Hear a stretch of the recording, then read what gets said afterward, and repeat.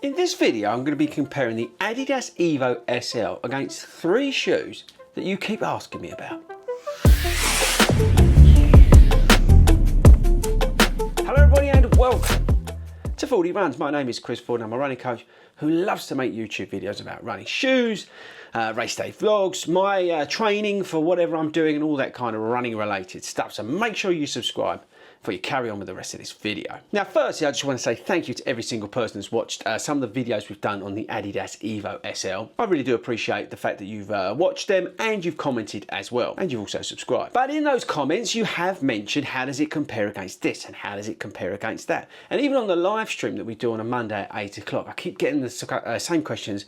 Fordy, how does it compare against this? How does it compare against that? So I've sort of collated it all actually, and there's 3 shoes that popped up that you guys kept asking about, so I thought I'd do a video about it. Now these 3 shoes are the Superblast 2, the Pegasus Plus, the Adidas SL2. So I thought we would compare this, the EVO SL, against those 3 shoes, and I'll let you know which one I prefer and why. Okay, so let's just quickly dive into the EVO SL. If you didn't know, this is the new up-tempo daily trainer that features the full-length Light Strike Pro from the Adidas Pro 3. There's no carbon in this shoe or anything like that. As I said, it's that up-tempo daily trainer that's 130 pounds. I can't remember how much it weighs, like 8.5 something ounces, 240 odd grams. Fits true to size. We've got continental rubber outsole, nice mesh upper. Laces are terrible. Tongue's useless. It should be gusseted. But in general, it's a fun up-tempo shoe that I really enjoy running at those slightly quicker efforts. Now, it's interesting you mentioned the other 3 shoes because we have done a video on the Nova Blast 5. Hopefully you've seen that video. But I thought it was kind of interesting, the other 3 shoes that you kept asking about, because I can kind of guess why on 2 of them, but one of them I don't understand. So let's dive into that. There is absolutely no way in this world that the EVO SL compares to this. This is the Superblast 2, which is the king of the running shoe world. Firstly, this is £200, and this is a marathon training shoe that's an absolute dream. You can go long in it, you can actually do a marathon in it, you can do all your training runs in it, you can run a little bit easier as well,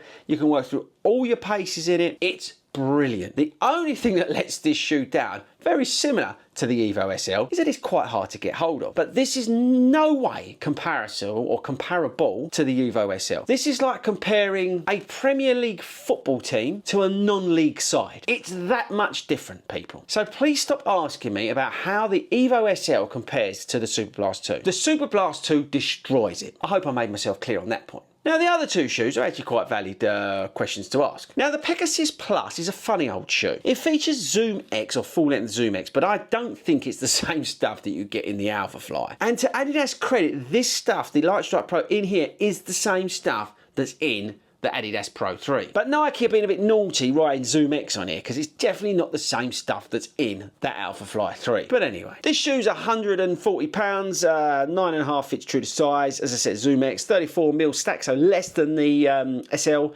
We've got a 10mm drop, I think, in the shoe. We've got a really good outsole. The waffle design outsole on the shoe is very good. Nice flying it upper on the shoe. Good decent amount of comfort in the shoe. This tongue is also not gusseted, which drives me nuts, but it's got better laces. Okay, so look, I prefer the EVO SL to this shoe because after about 6 miles, on the forefoot of this shoe, it becomes, well, very, very firm. It's like you're running on wooden planks. There's not much under the forefoot here. It really is noticeable how much it sort of bottoms out on the forefoot if you get on your toes. So again, that 7.5 minute, 4:45 per kilometre, whatever it is, that sort of moving towards threshold pace for me.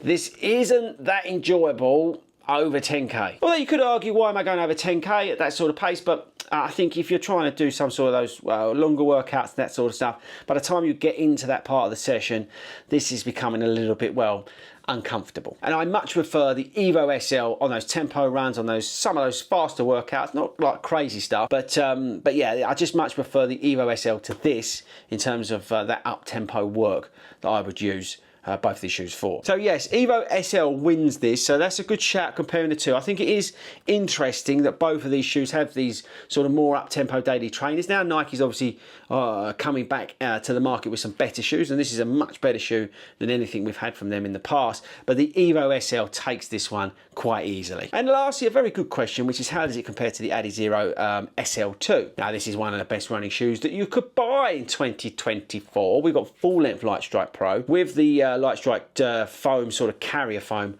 around it as well, but we do have full length Light Strike Pro in this shoe. We've got a phenomenal outsole on here. It's not Continental rubber, I think it's Adiwear, but it hangs on extremely well. Upper's great, lacing's great, fit's great. This is just a fun shoe again. Now personally I think this is a better value proposition than the Evo SL. I've seen this shoe between 75 and 85 pounds currently, and you're getting a fantastic shoe for that money. I think that's where to spend your money if you're looking at the Evo SL, which is basically an up-tempo daily trainer. I would rather send you value-wise to this. Don't get me wrong, this is a firmer feeling shoe, people, and you don't get as much feedback like you do from the Light Strike Pro in the other model. We've got a higher drop in the shoe. I think it's 36 down to 27 in this shoe, and obviously we've only got like this insert full length of Light Strike Pro, where the other shoe is full length Light Strike Pro. But this just offers a lot of value. As I said, 75 to 85 pounds, you're getting a cracking shoe here that will last a long time, and you can do pretty much everything you can do in the Evo SL in this. So there we go, that's the one to get out of these two, the Evo SL, although I like the look of this. These two, I'd go with the SL2. But I do enjoy the Evo SL, don't get me wrong. I think this is a great fun shoe. Wasn't worth any of the hype that came with it, but it is a fun, great time shoe that you can just have some good times in, you know, whatever you're doing. But yes, interesting video. I thought that would be a good thing to do, sort of wrap up your questions in one video. And I really do appreciate the comments that you make on the videos. Thank you very much to every single person who makes a comment, who tunes into our live streams as well and asks these questions about this sort of stuff. I really do appreciate it. We're going to try and do more of that as we go forward on this channel. Please don't forget to subscribe. Again, we're trying to get to 22 million subscribers. We are very, very close, so I need you all to subscribe if you haven't yet. Tell all your friends about this channel. And that's it, people. I shall see you all later.